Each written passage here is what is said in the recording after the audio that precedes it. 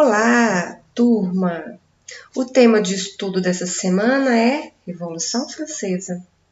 A Revolução Francesa de 1789 é considerada um dos marcos da história e alterou profundamente a base do poder político e social da França, sob o lema Liberdade, Igualdade e Fraternidade. Vamos entender o contexto? A França pré-revolucionária.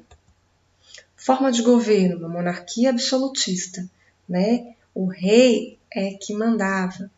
O poder estava absoluto nas mãos do rei. Uma estrutura social profundamente desigual, excluindo a maioria da população. Uma sociedade estamental, rígida, dividida em ordens ou em classes. Nós vamos entender daqui a pouquinho aí na pirâmide social. Tá? Os franceses viviam no chamado Antigo Regime. Mas o que era esse Antigo Regime? Era uma sociedade em que o clero e a nobreza tinham enormes privilégios e o rei se apresentava como representante de Deus na terra. Então, por isso que o seu poder ele era absoluto. Além de absoluto, ele era divino, né? Deus enviou aquele monarca para a terra. Então, ele era um enviado de Deus nas concepções do Antigo Regime, tá? A maioria da população vivia no campo e trabalhava também no campo, mas devido à baixa produtividade agrícola, a oferta de alimentos era pequena e seus preços altos, né? Nessa década de 80, né, do século XVIII, as inundações e secas foram frequentes. Aí o que elevou os preços dos alimentos, né? E atingiu com isso os mais pobres, gerando insatisfação social, né? Isso entre a camada dos camponeses. A burguesia também estava insatisfeita com a monarquia absolutista, porque ela pagava altos impostos para sustentar os gastos da monarquia, da nobreza e do clero, tá? Então, nós temos aí, né, a chamada sociedade estamental, né, a sociedade francesa no Antigo Regime. Nessa pirâmide aí, nós vamos entender como é que funcionava essa sociedade estamental. Então, nós temos no topo da pirâmide o rei. O rei era absoluto. Depois do rei, nós temos aí o primeiro estado, que é o clero, que eram os membros ligados à igreja naquele período, tá? Depois nós temos aí o segundo estado, chamado de nobreza. Era as pessoas que viviam ao redor do rei, os duques, os condes, tá? São todas pessoas nobres que viviam sob, né, as asas do rei. E por último aí, né, nós temos o terceiro estado. O terceiro estado, como vocês estão vendo aí na pirâmide, compunha de 97% da população, né, que tinha burguesia comercial, os camponeses e os sans-culottes, né? Então, nós temos aí a pirâmide social, no topo da pirâmide, lá no topo, o rei. 1% aí era o primeiro estado, do clero. 2% da população compunha do segundo estado, a nobreza. E 97% terceiro estado.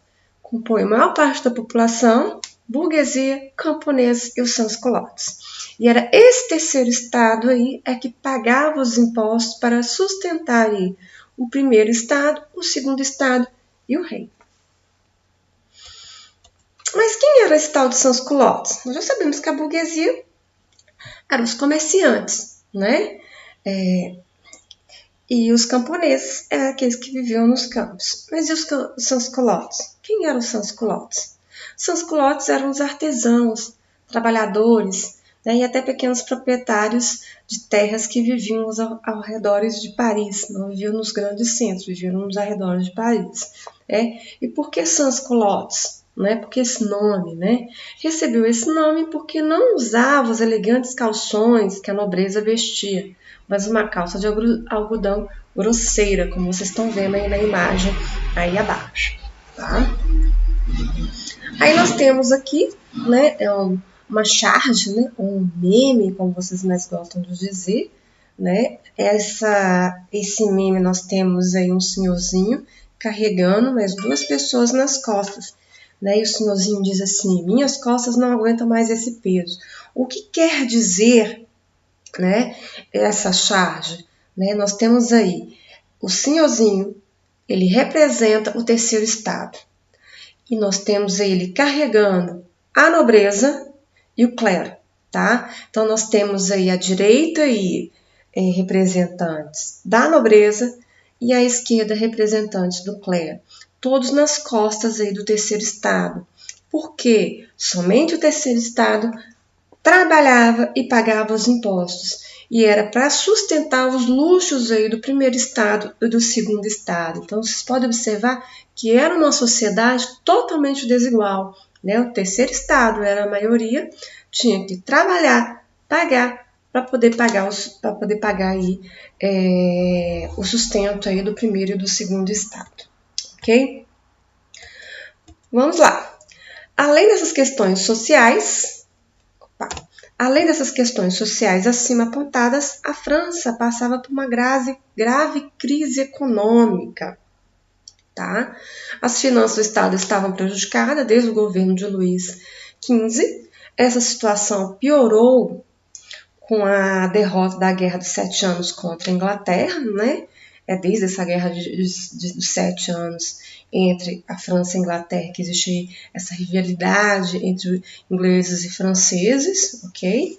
Além disso, ao longo da década de 80, foi um país castigado com más colheitas provocadas por problemas climáticos. Isso nós já vimos, já falei com vocês anteriormente, tá? Então, isso agrava aí essas tensões da sociedade em relação aí à monarquia absolutista, ok? Então, vamos lá. Situação de exploração do terceiro estado, mais crise econômica, né? Mais ideias luministas que nós vimos nas aulas passadas, né? Uma ideia do homem ter a capacidade de pensar, de contestar, de mais liberdade de expressão, né? O homem ser ouvido, o homem de uma maneira geral, tá, gente? Todos esses fatores aí deu em Revolução Francesa, tá? Então, vamos lá. Fases do processo revolucionário. Abril de 1789, convocação dos Estados Gerais. Impasse quanto à forma de votação. Voto por Estado, voto por cabeça. Né? Como é que funcionava isso? Né? Nessa Assembleia, cada Estado tinha direito a um voto. Então, vocês se lembram lá da pirâmide social? Então, o primeiro estado tinha o direito a um voto, o segundo estado tinha o direito a um voto e o terceiro estado tinha o direito a um voto. Mas você se lembra que eu falei com vocês que o terceiro estado era a maioria, mas ele tinha direito apenas a um voto. Só que nós temos aí o primeiro estado e o segundo estado, eles tinham uma aliança. Então, tudo que era votado nessa Assembleia, né, era sempre contra o terceiro estado, porque era um voto contra 2 votos, tá? Então, portanto, o clero e a nobreza reunidos tinham 2 votos contra apenas um do estado. Por isso, o clero e a nobreza sempre estavam certos de que teriam o controle da situação. Mas foi isso que aconteceu. Mas não foi isso que aconteceu. Os membros do terceiro estado lançaram uma campanha em favor da votação por cabeça. Isso quer dizer, né, não por Estado. Então, em 1789, a Assembleia dos Estados Gerais reuniu-se para debater a situação. Então, o terceiro Estado sabia que, se fosse voto por cabeça, eles tinham mais chance de ganhar nas questões, né, que fossem votadas aí na Assembleia dos Estados Gerais. Tá? Então, esse é um contexto. Né?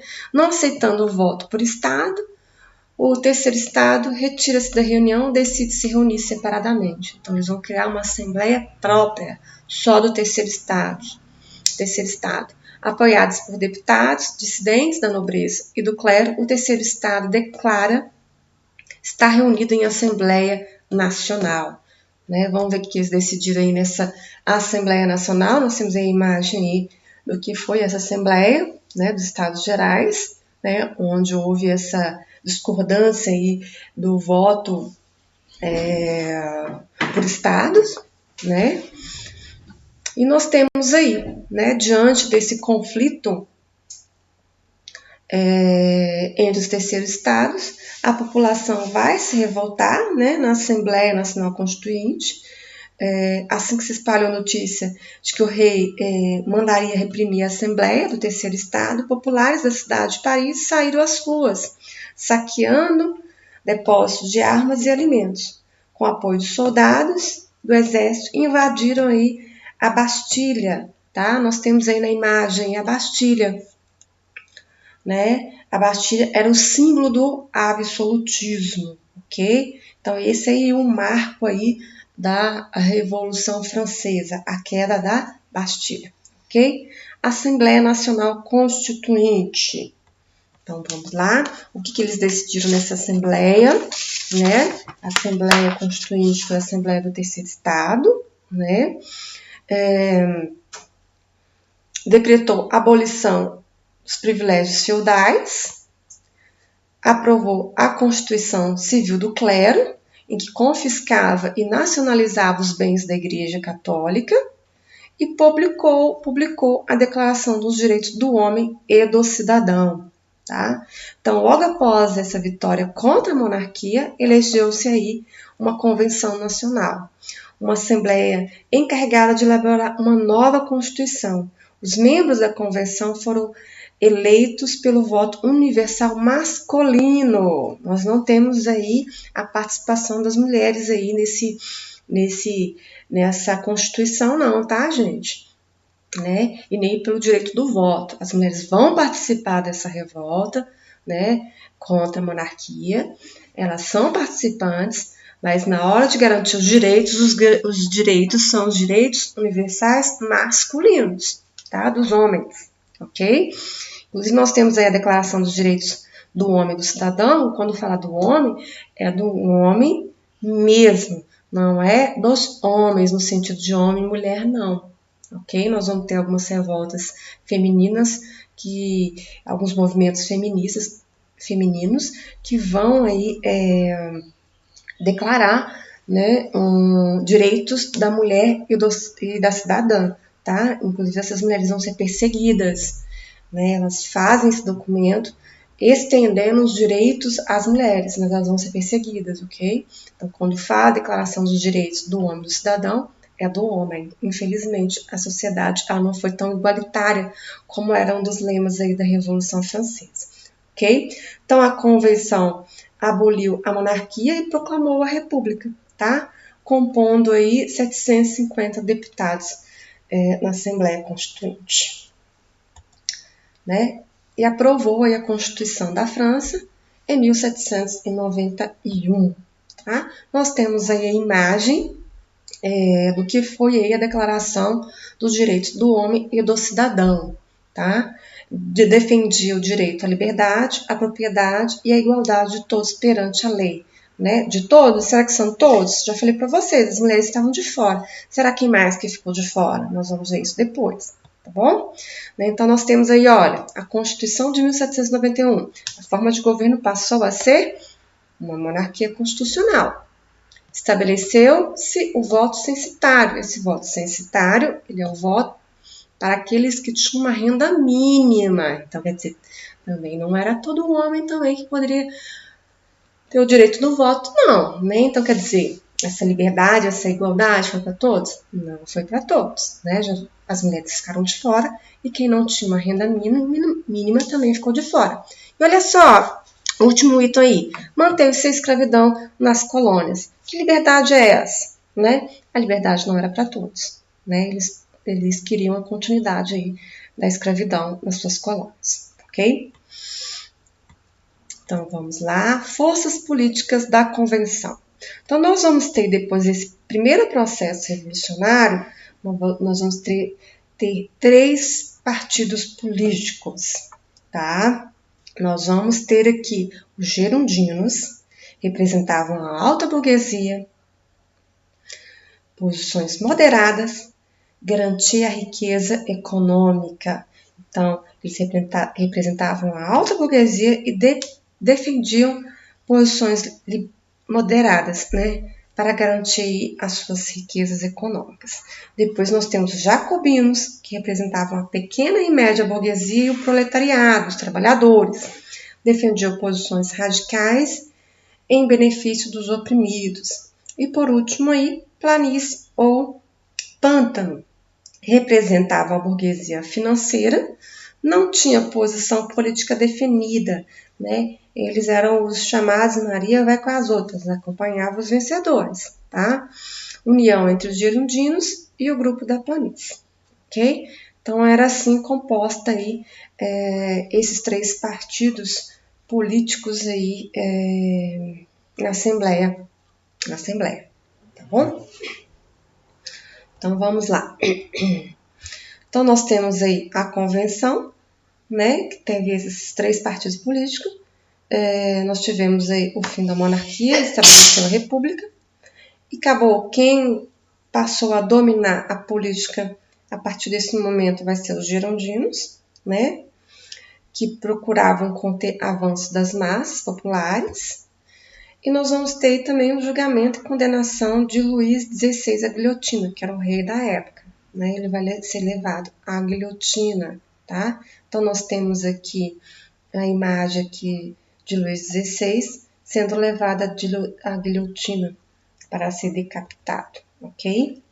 Então nós temos aí, após a execução do rei, aumentou a oposição dos jacobinos, e eles, por sua vez, procuravam manter controle da situação, criando órgãos especiais, como o Comitê de Salvação Pública, à frente do qual estava Robespierre. Tá? Então, nós temos aí esses três líderes aí, Danton, Marat e Robespierre. Eles eram os líderes dos jacobinos, né? E os jacobinos eles vão conseguir aí, restabelecer o poder em relação aos girondinos, ok? Então, eles vão entrar no poder, só que nesse período em que os girondinos, os jacobinos entram no poder, Robespierre assume o comando revolucionário, né? Só que os jacobinos assumem o poder de um país à beira de um colapso, guerra com outros países, revoltas populares e a crise econômica que não tinha estabelecido, né? Para manter-se no poder, Robespierre passa a exterminar todos os que fossem considerados inimigos da revolução, né? Então nós temos essa imagem da guilhotina, né? A guilhotina ela representa muito bem esse período do terror, porque todos aqueles que eram opositores do governo revolucionário foram levados à guilhotina, né?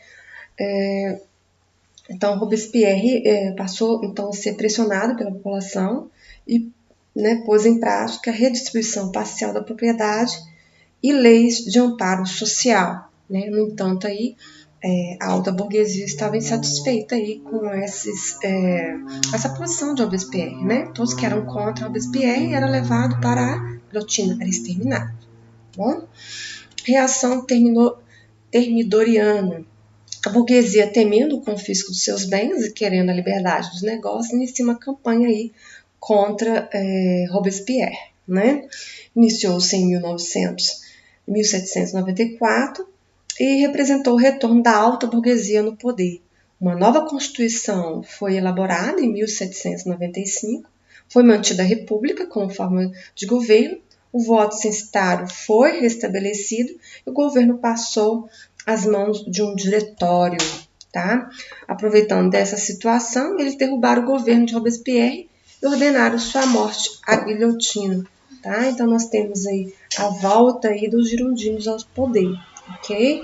O diretório, o poder político foi entregue a um conselho de 5 membros, eleitos por um mandato de 5 anos.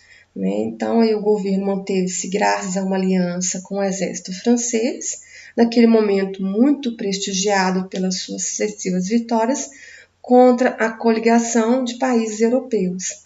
Né? A figura mais emblemática aí que vai surgir aí é a de Napoleão Bonaparte. Ele ganha prestígio diante da atuação no exército, né? O que levou a assumir o poder posteriormente. Tá? Então, nós temos aí, né? Qual foi o principal legado aí, né? O resultado da Revolução Francesa? Os efeitos da Revolução Francesa de 1700, que vai iniciar em 1789, né? E vocês viram que ela vai se estender até 1700, em 1795, 98, praticamente são 10 anos de revolução, tá? Atinge em pouco tempo todo o planeta, tá? Os ideais de liberdade, igualdade, fraternidade se consolidam como os princípios universais, né? Quer dizer, para todos, inspiraram a luta pela independência e liberdade em diversos outros países que eram colônias aí das grandes potências europeias. Tá? A Revolução Francesa contribuiu para a construção de sociedades mais democráticas pautadas nos direitos humanos. Né? Nós temos essa Declaração dos Direitos do Homem e do Cidadão, ela vai ser a base aí da declaração atual, né? Feita depois aí da Segunda Guerra Mundial, tá? Então, gente, nós chegamos aqui ao fim da Revolução Francesa, tá? E até a próxima aula. Bons estudos. Até breve.